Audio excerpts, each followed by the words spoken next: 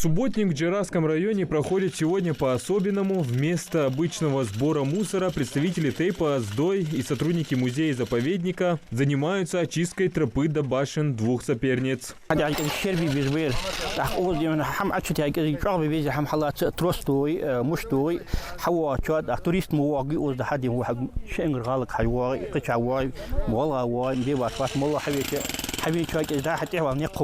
Путь до башен двух соперниц нелегкий, как, впрочем, и до вовнушек. Приходится огибать скалы и подниматься по сыпучему грунту. А это небезопасно. Новая тропа должна облегчить маршрут. В первую очередь это делается для того, чтобы рабочие смогли перенести до комплекса стройматериалы. Накануне туристы обратили внимание на разрушение одной из башен.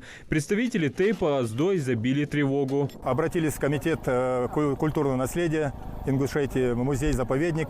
Нас они подъезжали, то есть начали сейчас собирать документы, разрешение на аварийно-спасательные работы. С места, где начали расчищать тропу, разрушения заметить трудно. Видны только камни, которые разбросало по ущелью. Наша съемочная группа решила подойти к комплексу поближе, чтобы оценить масштаб повреждения. Из-за труднопроходимости нам пришлось оставить профессиональное видеооборудование. Дальше снимали на смартфон. Вот мы видим, как обвалился угол.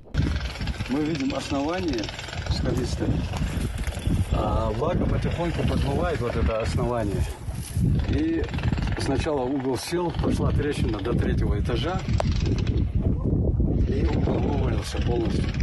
Поэтому сегодня обязательно надо провести первоочередные работы, для чего мы и пробиваем вот эту тропу.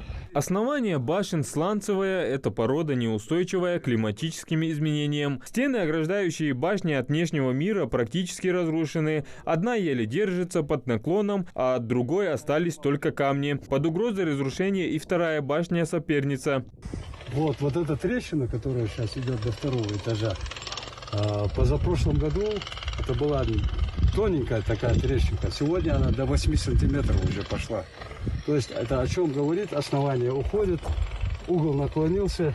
Здесь мы сделали подпорку ручную, просто пока сухую, чтобы он пока держался. Вот. Это угол второй башни.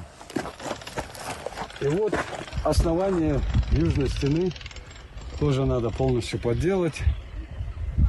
И на этом аварийные работы закончатся. Реконструкция этих сооружений – процесс очень сложный, трудоемкий, в первую очередь из-за локации исторических объектов. К ним тяжело подобраться, но Тейп Аздой совместно с правительством Ингушетии решил задачу, и в скором времени они планируют их отремонтировать. Правительство оказало содействие в выделении вертолета. Но вертолет посесть по техническим причинам не может около башен, потому что это как бы небезопасно для башен.